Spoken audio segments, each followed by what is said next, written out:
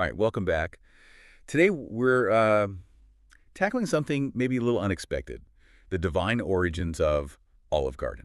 Yes, that Olive Garden. It sounds completely out there, right? Totally. Yeah.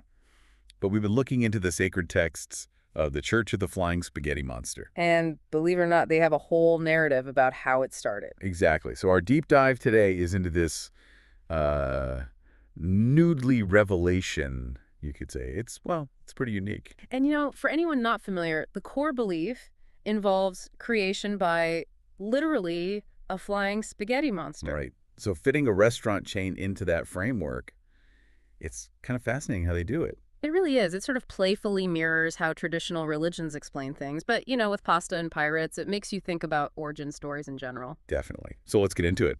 According to the scripture, before our current earth, there was this place, the Olive Garden of Eden. Mm-hmm. A primordial paradise created by the flying spaghetti monster himself. Apparently right after he'd enjoyed his beer volcano. You have to love the imagery. A beer volcano sets a certain celebratory tone, doesn't it? It really does. And the first humans, Adam and Eve, they were living there. In this pasta paradise, yeah. Huh. But there was a catch. There always is, isn't there? They apparently tried to eat the newly one, the FSM itself. Which was understandably a big no-no, a cautionary tale, perhaps, about appreciating creation. But here's a twist. This original garden wasn't just for them. It was also a haven for the very first pirates. Ah, yes, the pirates, absolutely central. In Pastafarianism, pirates are revered figures, the original ancestors of all humans. It turns the whole pirate stereotype on its head.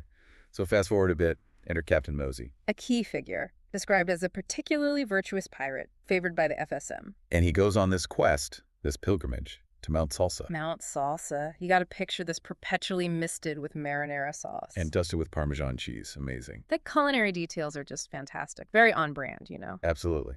So on top of this delicious mountain, Mosey has this direct encounter. With the flying spaghetti monster? Yeah, a pivotal moment. And he receives divine guidance. The 10, I'd really rather you didn't. Though the text mentions he dropped a couple on the way down, so there are only 8 now. Right, classic. Yeah. But, crucially, he gets the command, establish a place on Earth that echoes that original Olive Garden. A divine decree, essentially, to create a new sanctuary. And the instructions were pretty specific, weren't they? Oh, yeah. Name. Olive Garden, obviously, as a reminder. Purpose. A place for everyone, for rest, for nourishment, a sanctuary. And the really crucial part. Endless breadsticks. You got it. Symbolizing the FSM's boundless generosity. It's brilliant, grounding the divine in, well, unlimited carbs. And the menu had to feature pasta, naturally, showcasing the FSM's noodly essence. Plus a welcoming, convivial atmosphere, building community. There's even a hint that maybe some recipes were divinely inspired, like the marinara sauce, perhaps. Who knows? So picture Captain Mosey, this pirate captain, coming down from Mount Salsa with this mission. Imagine the practicalities. How do you get that started? Maybe his crew had to swap their cutlasses for, I don't know, ladles. Trading swords for serving spoons, exactly.